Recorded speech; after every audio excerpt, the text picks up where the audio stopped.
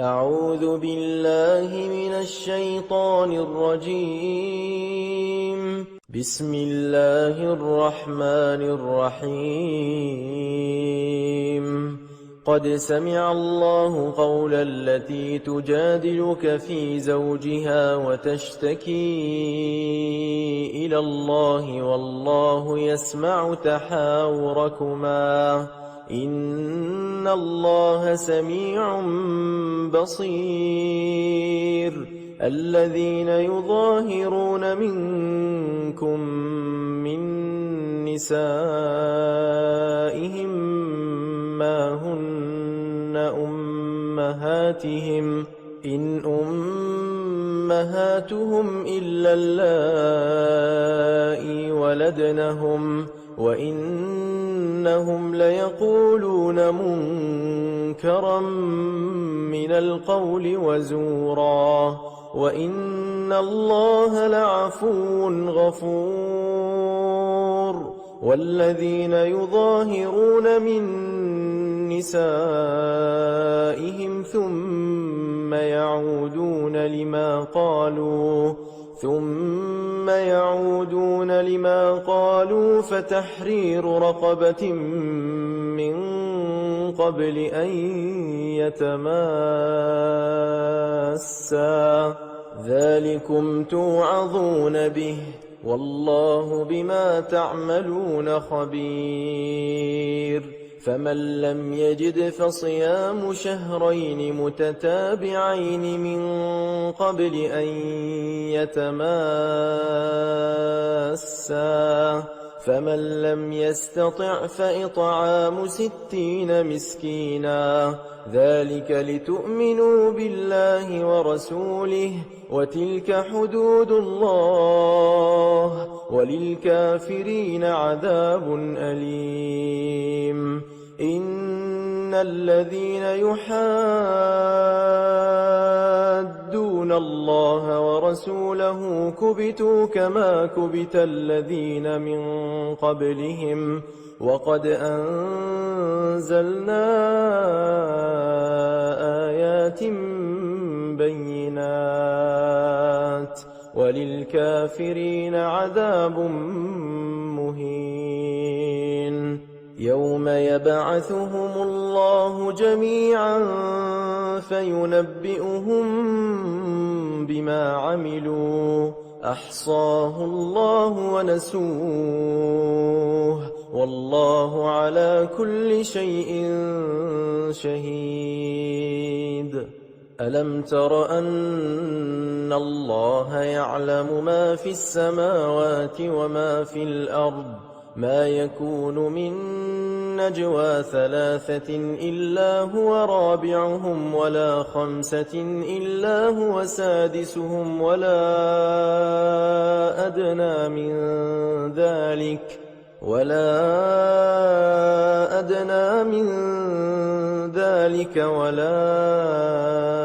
أكثر إلا هو معهم أينما كانوا ثم ينبئهم بما عملوا يوم القيامة إن الله بكل شيء عليم. ألم تر إلى الذين نهوا عن النجوى ثم يعودون لما نهوا عنه ويتناجون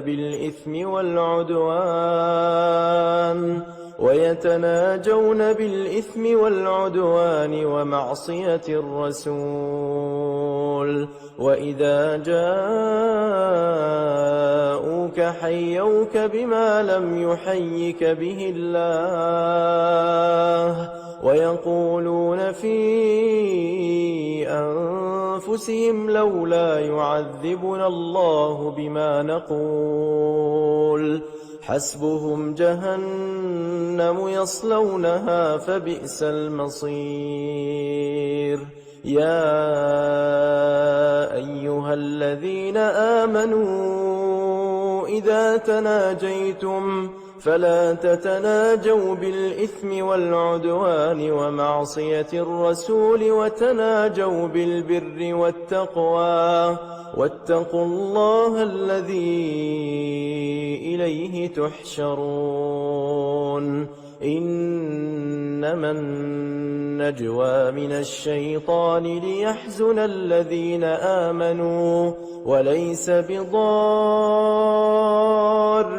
شيئا إلا بإذن الله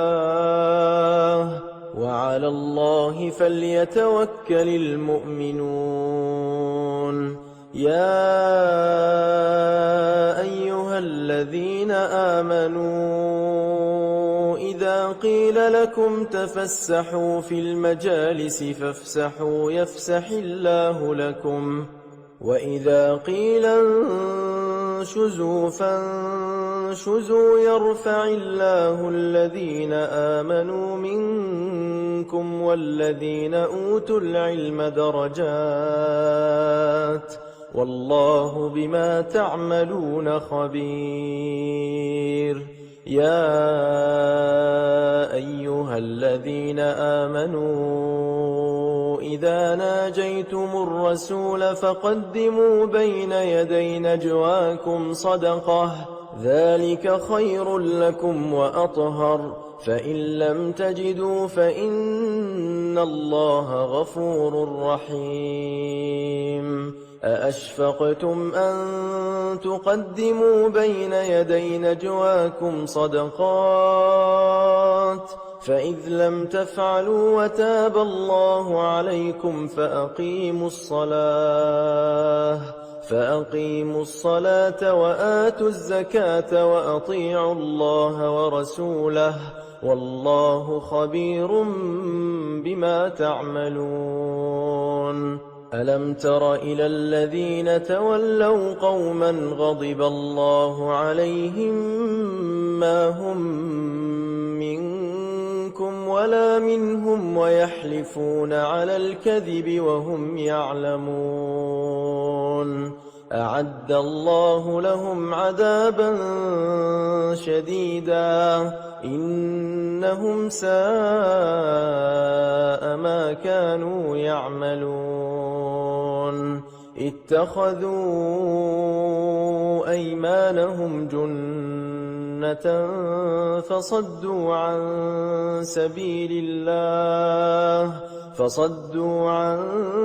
سبيل الله فلهم عذاب مهين لن تغني عنهم أموالهم ولا أولادهم من الله شيئا أولئك أصحاب النار هم فيها خالدون يوم يبعثهم الله جميعا فيحلفون له كما يحلفون لكم ويحسبون أنهم على شيء ألا إنهم هم الكاذبون استحوذ عليهم الشيطان فأنساهم ذكر الله أولئك حزب الشيطان ألا إن حزب الشيطان هم الخاسرون إن الذين يحادون الله ورسوله أولئك في الأذلين كتب الله لأغلبن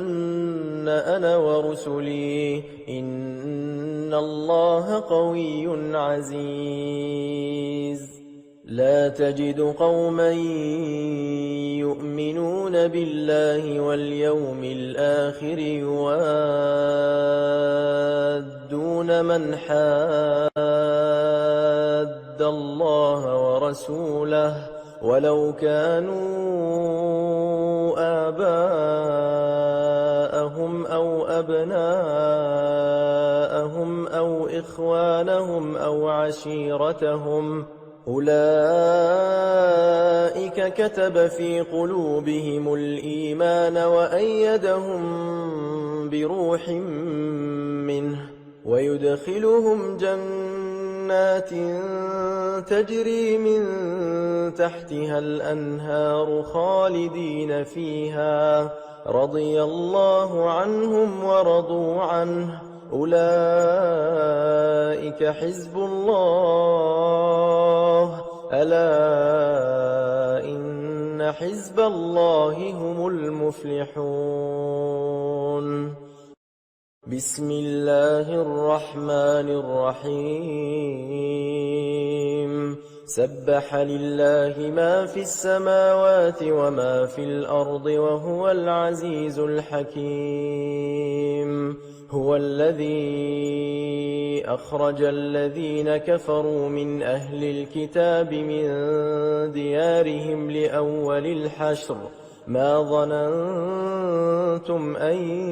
يخرجوا وظنوا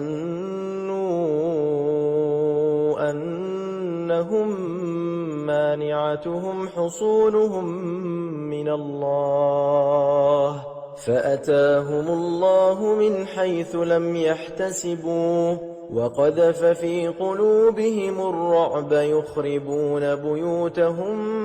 بأيديهم وأيدي المؤمنين فاعتبروا يا أولي الأبصار ولولا أن كتب الله عليهم الجلاء لعذبهم في الدنيا ولهم في الآخرة عذاب النار ذلك بأنهم شاقوا الله ورسوله ومن يشاق الله فإن الله شديد العقاب ما قطعتم من لينة أو تركتموها قائمة على أصولها فبإذن الله وليخزي الفاسقين وما أفاء الله على رسوله منهم فما أوجفتم عليه من خيل ولا ركاب ولكن الله يسلط رسله على من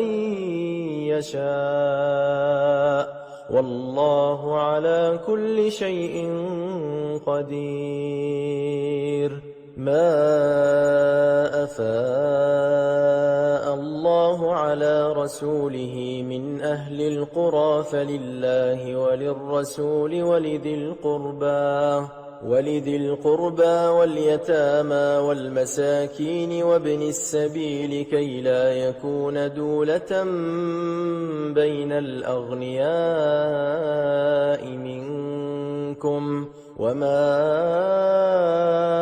آتاكم الرسول فخذوه وما نهاكم عنه فانتهوا واتقوا الله إن الله شديد العقاب للفقراء المهاجرين الذين أخرجوا من ديارهم وأموالهم يبتغون فضلا من الله ورضوانا وينصرون الله ورسوله أولئك هم الصادقون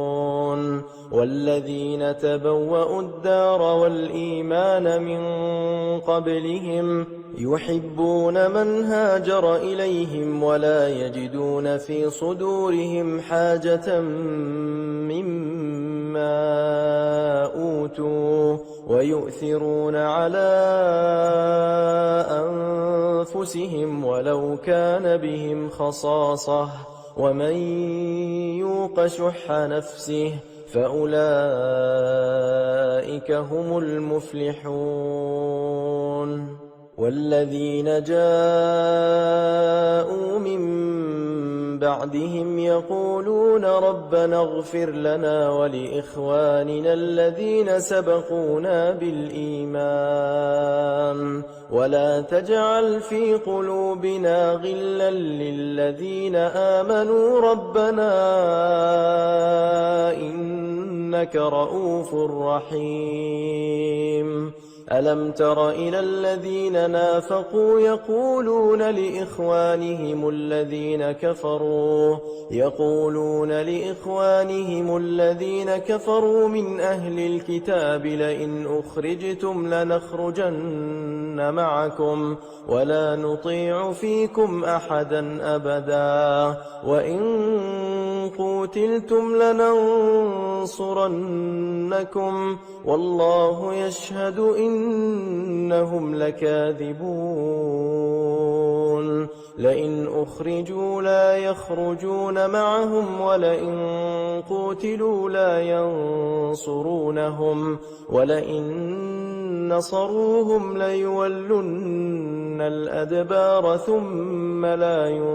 ينصرون. لأنتم أشد رهبة في صدورهم من الله ذلك بأنهم قوم لا يفقهون.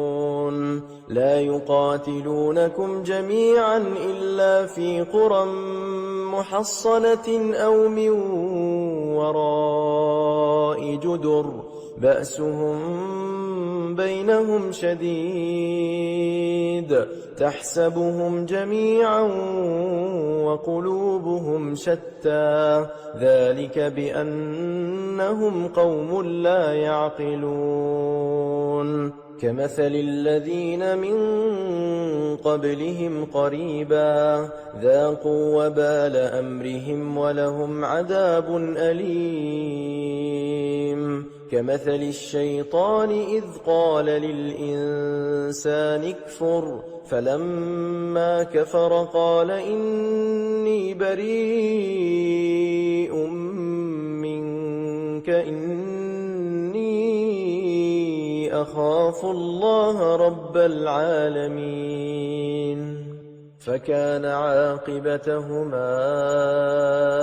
أنهما في النار خالدين فيها وذلك جزاء الظالمين. يا أيها الذين آمنوا اتقوا الله ولتنظر نفس ما قدمت لغد واتقوا الله إن الله خبير بما تعملون. ولا تكونوا كالذين نسوا الله فأنساهم أنفسهم أولئك هم الفاسقون. لا يستوي أصحاب النار وأصحاب الجنة أصحاب الجنة هم الفائزون. لو أنزلنا هذا القرآن على جبل لرأيته خاشعا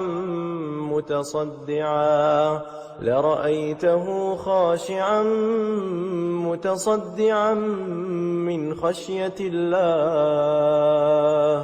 وتلك الأمثال نضربها للناس لعلهم يتفكرون. هو الله الذي لا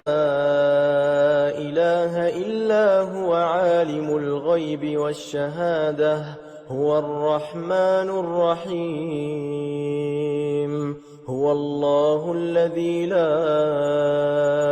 إله إلا هو الملك القدوس السلام المؤمن المهيمن العزيز الجبار المتكبر سبحان الله عما يشركون. هو الله الخالق البارئ المصور له الأسماء الحسنى يسبح له ما في السماوات والأرض وهو العزيز الحكيم. بسم الله الرحمن الرحيم. يا أيها الذين آمنوا لا تتخذوا عدوي وعدوكم أولياء تلقون إليهم بالمودة وقد كفروا بما جاءكم من الحق يخرجون الرسول وإياكم أن تؤمنوا بالله ربكم إن كنتم خرجتم جهادا في سبيلي وابتغاء مرضاتي تسرون إليهم بالمودة وأنا أعلم بما أخفيتم وما أعلنتم ومن يفعله منكم فقد ضل سواء السبيل. إن يثقفوكم يكونوا لكم أعداء ويبسطوا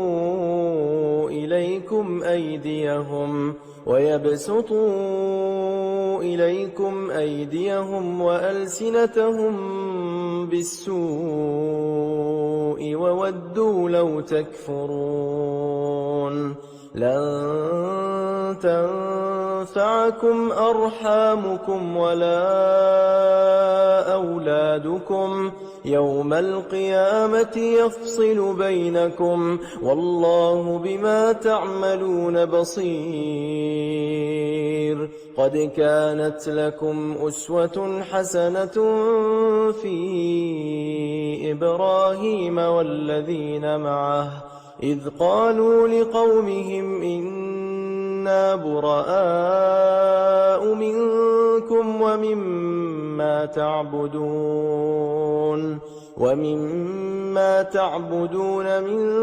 دون الله كفرنا بكم وبدا بيننا وبينكم العداوة والبغضاء أبدا حتى تؤمنوا بالله وحده إلا قول إبراهيم لأبيه لأستغفرن لك وما أملك لك من الله من شيء ربنا عليك توكلنا وإليك أنبنا وإليك المصير. ربنا لا تجعلنا فتنة للذين كفروا واغفر لنا ربنا إنك أنت العزيز الحكيم. لقد كان لكم فيهم أسوة حسنة لمن كان يرجو الله واليوم الآخر ومن يتول فإن الله هو الغني الحميد. عسى الله أن يجعل بينكم وبين الذين عاديتم منهم مودة والله قدير والله غفور رحيم. لا ينهاكم الله عن الذين لم يقاتلوكم في الدين ولم يخرجوكم من دياركم أن تبروهم وتقسطوا إليهم إن الله يحب المقسطين. إنما ينهاكم الله عن الذين قاتلوكم في الدين وأخرجوكم من دياركم وأخرجوكم من دياركم وظاهروا على إخراجكم أن تولوهم ومن يتولهم فأولئك هم الظالمون يا أيها الذين آمنوا إذا جاءكم المؤمنات مهاجرات فامتحنوهن الله أعلم بإيمانهن فإن علمتموهن مؤمنات فلا ترجعوهن إلى الكفار لا هن حل لهم ولا هم يحلون لهن وآتوهم ما أنفقوا ولا جناح عليكم أن تنكحوهن إذا آتيتموهن أجورهن ولا تمسكوا بعصم الكوافر واسألوا ما أنفقتم وليسألوا ما أنفقوا ذلكم حكم الله يحكم بينكم والله عليم حكيم وإن فاتكم شيء من أزواجكم إلى الكفار فعاقبتم فآتوا الذين ذهبت أزواجهم مثل ما أنفقوا واتقوا الله الذي أنتم به مؤمنون يا أيها النبي إذا جاءك المؤمنات يبايعنك على ألا يشركن بالله شيئا ولا يسرقن ولا يزنين ولا يقتلن أولادهن ولا يأتين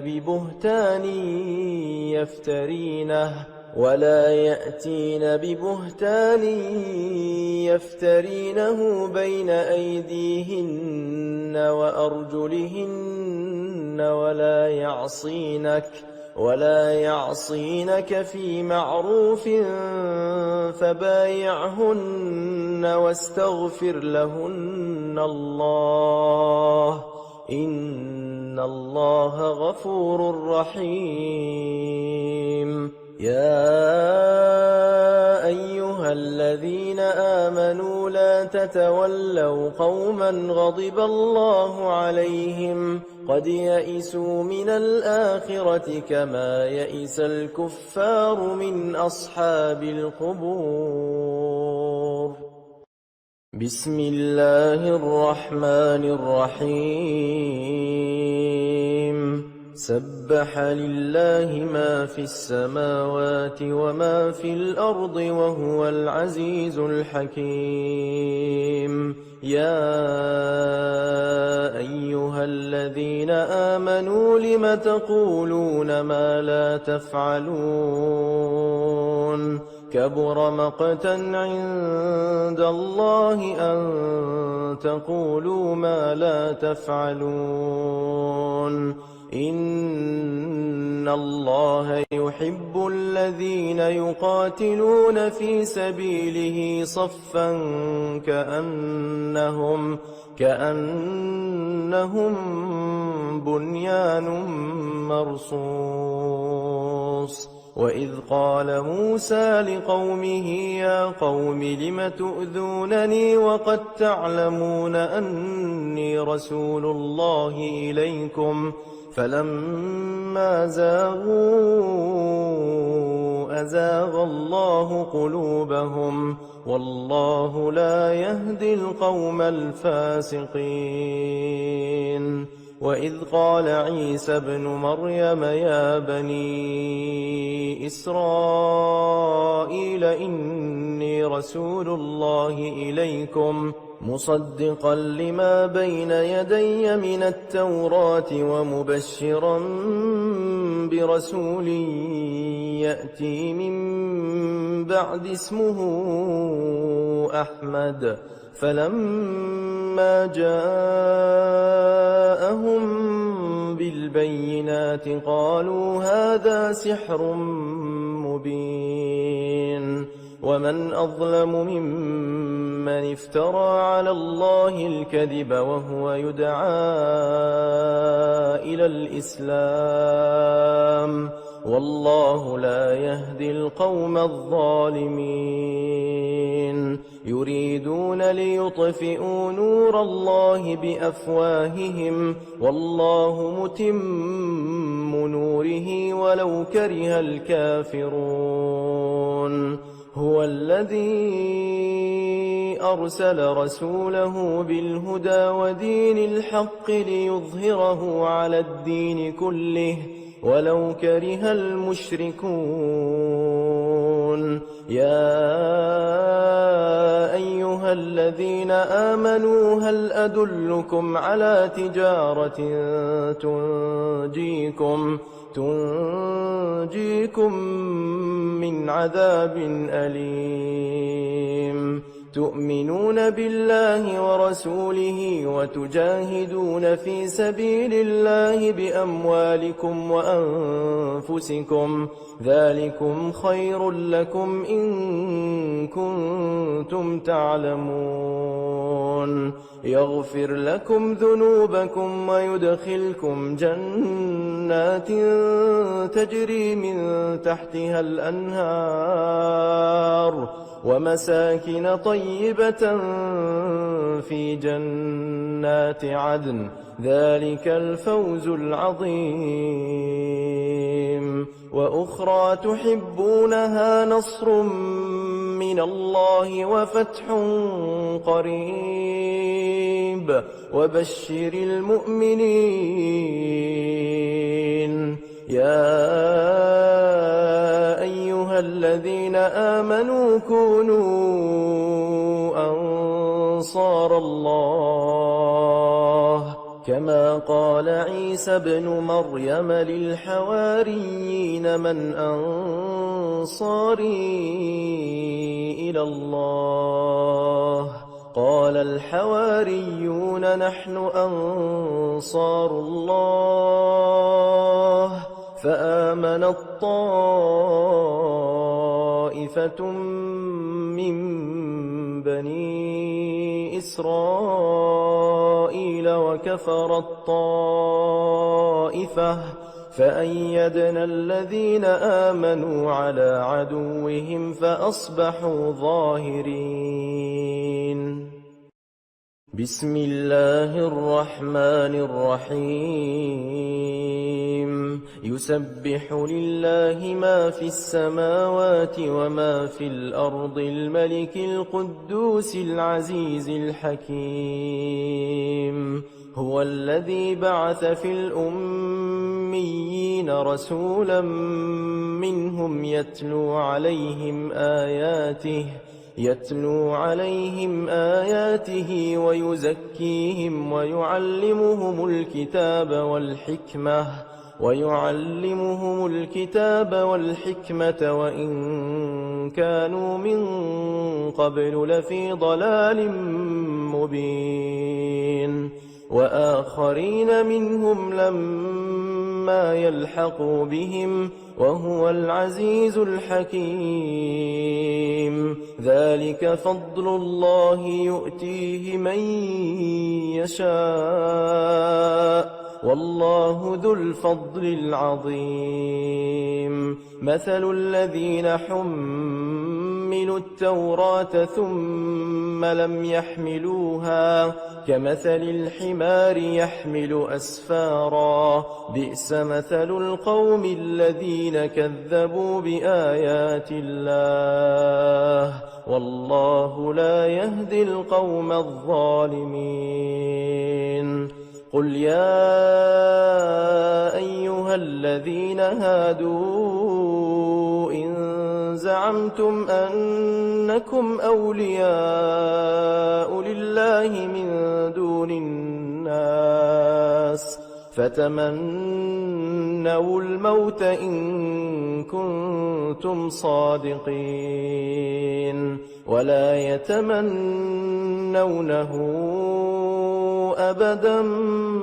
بما قدمت أيديهم والله عليم بالظالمين قل إن الموت الذي تفرون منه فإنه ملاقيكم ثم تردون إلى عالم الغيب والشهادة فينبئكم بما كنتم تعملون يا أيها الذين آمنوا إذا نودي للصلاة من يوم الجمعة فاسعوا إلى ذكر الله وذروا البيع ذلكم خير لكم إن كنتم تعلمون فإذا قضيت الصلاة فانتشروا في الأرض وابتغوا من فضل الله واذكروا الله كثيرا لعلكم تفلحون وإذا رأوا تجارة أو لهوا انفضوا إليها وتركوك قائما قل ما عند الله خير من اللهو ومن التجارة والله خير الرازقين بسم الله الرحمن الرحيم إذا جاءك المنافقون قالوا نشهد إنك لرسول الله والله يعلم إنك لرسوله والله يشهد إن المنافقين لكاذبون اتخذوا أيمانهم جنة فصدوا عن سبيل الله إنهم ساء ما كانوا يعملون ذلك بأنهم آمنوا ثم كفروا فطبع على قلوبهم فهم لا يفقهون وإذا رأيتهم تعجبك أجسامهم وإن يقولوا تسمع لقولهم كأنهم خشب مسندة يحسبون كل صيحة عليهم هم العدو فاحذرهم قاتلهم الله أنى يؤفكون وإذا قيل لهم تعالوا يستغفر لكم رسول الله لووا رؤوسهم ورأيتهم يصدون وهم مستكبرون سواء عليهم أستغفرت لهم أم لم تستغفر لهم لن يغفر الله لهم إن الله لا يهدي القوم الفاسقين هم الذين يقولون لا تنفقوا على من عند رسول الله حتى ينفضوا ولله خزائن السماوات والأرض ولكن المنافقين لا يفقهون يقولون لئن رجعنا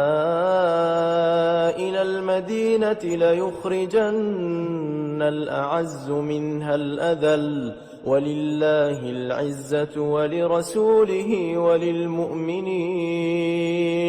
ولكن المنافقين لا يعلمون. يا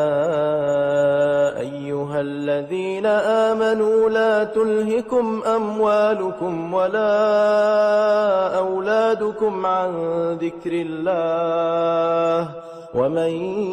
يفعل ذلك فأولئك هم الخاسرون.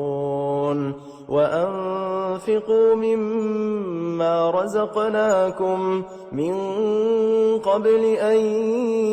يأتي أحدكم الموت فيقول رب لولا أخرتني إلى أجل قريب فأصدق وأكن من الصالحين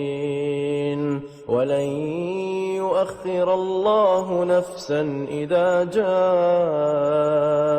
أجلها والله خبير بما تعملون. بسم الله الرحمن الرحيم. يسبح لله ما في السماوات وما في الأرض له الملك وله الحمد وهو على كل شيء قدير. هو الذي خلقكم فمنكم كافر ومنكم مؤمن والله بما تعملون بصير.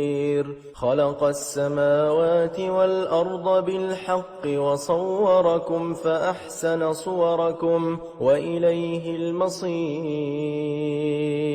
يعلم ما في السماوات والأرض ويعلم ما تسرون وما تعلنون والله عليم بذات الصدور. ألم يأتكم نبأ الذين كفروا من قبل فذاقوا وبال أمرهم ولهم عذاب أليم. ذلك بأنه كانت تأتيهم رسلهم بالبينات فقالوا أبشر يهدوننا فكفروا وتولوا واستغنى الله والله غني حميد. زعم الذين كفروا أن لن يبعثوا قل بلى وربي لتبعثن ثم لتنبؤن بما عملتم وذلك على الله يسير. فآمنوا بالله ورسوله والنور الذي أنزلنا والله بما تعملون خبير.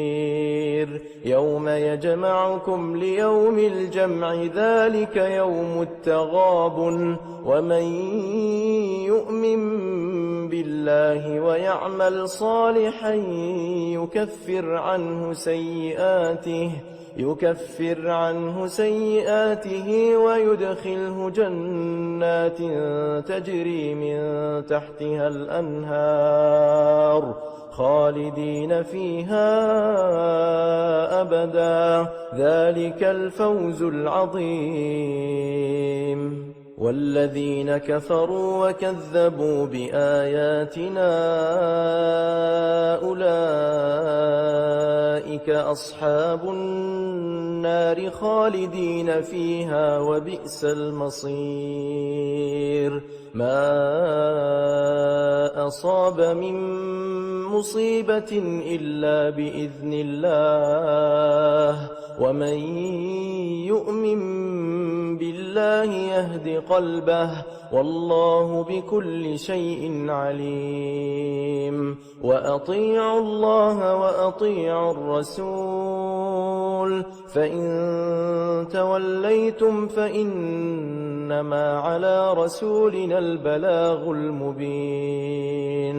اللَّهُ لَا إِلَٰهَ إِلَّا هُوَ وَعَلَى اللَّهِ فَلْيَتَوَكَّلِ الْمُؤْمِنُونَ يَا أَيُّهَا الَّذِينَ آمَنُوا إِنَّ مِنْ أَزْوَاجِكُمْ وَأَوْلَادِكُمْ عَدُوًّا لَكُمْ فاحذروهم وَإِن تَعْفُوا وَتَصْفَحُوا وَتَغْفِرُوا فَإِنَّ اللَّهَ غَفُورٌ رَّحِيمٌ إِنَّمَا أَمْوَالُكُمْ وَأَوْلَادُكُمْ فِتْنَةٌ وَاللَّهُ عِندَهُ أَجْرٌ عَظِيمٌ فَاتَّقُوا اللَّهَ مَا اسْتَطَعْتُمْ وَاسْمَعُوا وَأَطِيعُوا وَأَنفِقُوا خَيْرًا لِّأَنفُسِكُمْ وَمَن يُوقَ شُحَّ نَفْسِهِ فَأُولَٰئِكَ هُمُ الْمُفْلِحُونَ إِن تُقْرِضُوا اللَّهَ قَرْضًا حَسَنًا يُضَاعِفْهُ لَكُمْ وَيَغْفِرْ لَكُمْ وَاللَّهُ شَكُورٌ حَلِيمٌ عَالِمُ الْغَيْبِ وَالشَّهَادَةِ الْعَزِيزُ الْحَكِيمُ بسم الله الرحمن الرحيم يا أيها النبي إذا طلقتم النساء فطلقوهن لعدتهن وأحصوا العدة واتقوا الله ربكم لا تخرجوهن من بيوتهن ولا يخرجن إلا أن يأتين بفاحشة مبينة وتلك حدود الله ومن يتعد حدود الله فقد ظلم نفسه لا تدري لعل الله يحدث بعد ذلك أمرا فإذا بلغن أجلهن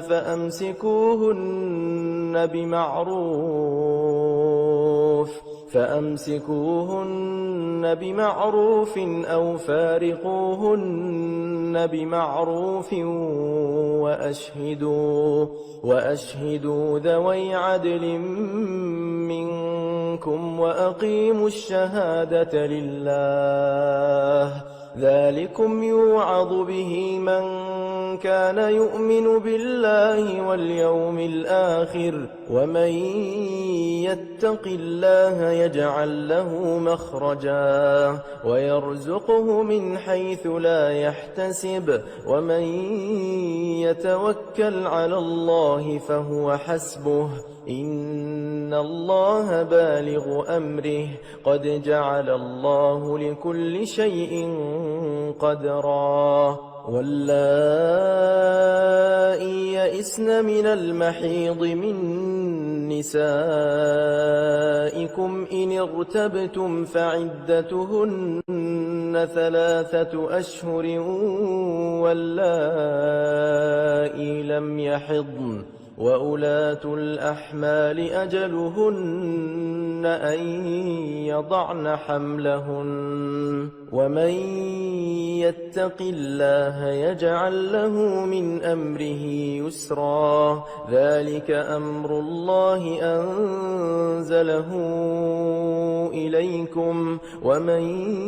يتق الله يكفر عنه سيئاته ويعظم له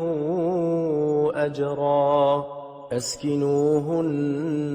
من حيث سكنتم من وجدكم ولا تضاروهن لتضيقوا عليهن وإن كن أولات حمل فأنفقوا عليهن حتى يضعن حملهن فإن أرضعن لكم فآتوهن أجورهن وأتمروا بينكم بمعروف وإن تعاسرتم فسترضع له أخرى لينفق ذو سعة من سعته ومن قدر عليه رزقه فلينفق مما آتاه الله لا يكلف الله نفسا إلا ما آتاها سيجعل الله بعد عسر يسرا وكأي من قرية عتت عن أمر ربها ورسله فحاسبناها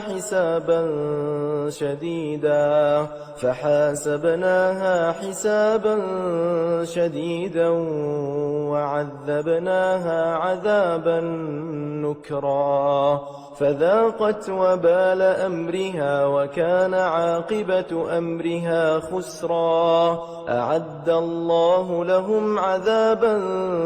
شديدا فاتقوا الله يا أولي الألباب الذين آمنوا قد أنزل الله إليكم ذكرا رسولا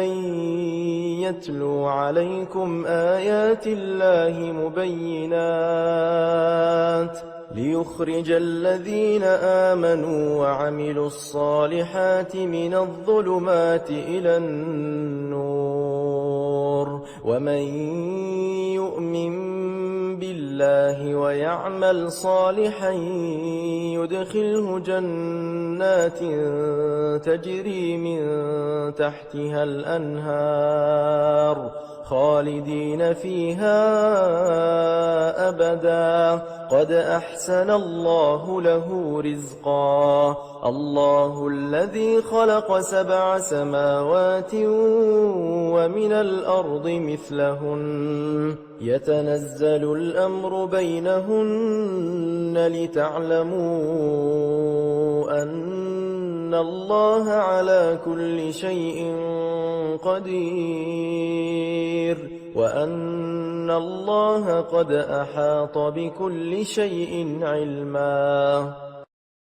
بسم الله الرحمن الرحيم يا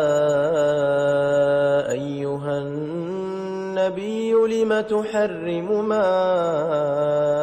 أحل الله لك تبتغي مرضات أزواجك والله غفور رحيم قد فرض الله لكم تحلة أيمانكم والله مولاكم وهو العليم الحكيم وإذ أسر النبي إلى بعض أزواجه حديثا فلما نبأت به وأظهره الله عليه عرف بعضه وأعرض عن بعض فلما نبأها به قالت من أنبأك هذا قال نبأني العليم الخبير إن تتوبا إلى الله فقد صغت قلوبكما وإن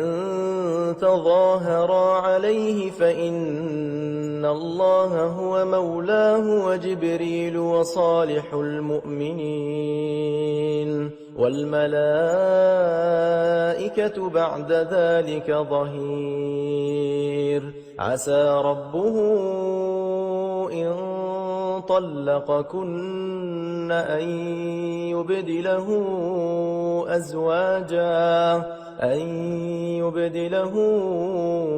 أزواجا خيرا منكن مسلمات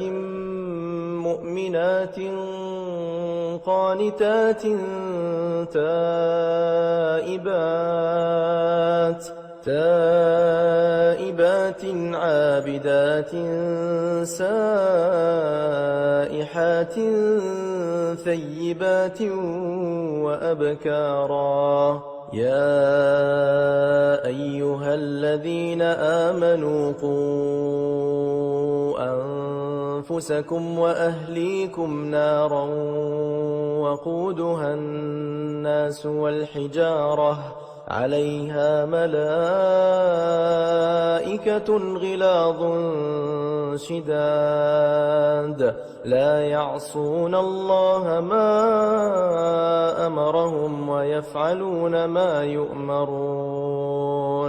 يا أيها الذين كفروا لا تعتذروا اليوم إنما تجزون ما كنتم تعملون يا أيها الذين آمنوا توبوا إلى الله توبة نصوحا عسى ربكم أن يكفر عنكم سيئاتكم ويدخلكم جنات تجري من تحتها الأنهار يوم لا يخزي الله النبي والذين آمنوا معه نورهم يسعى بين أيديهم وبأيمانهم يقولون ربنا أتمم لنا نورنا واغفر لنا إنك على كل شيء قدير يا أيها النبي جاهد الكفار والمنافقين واغلظ عليهم ومأواهم جهنم وبئس المصير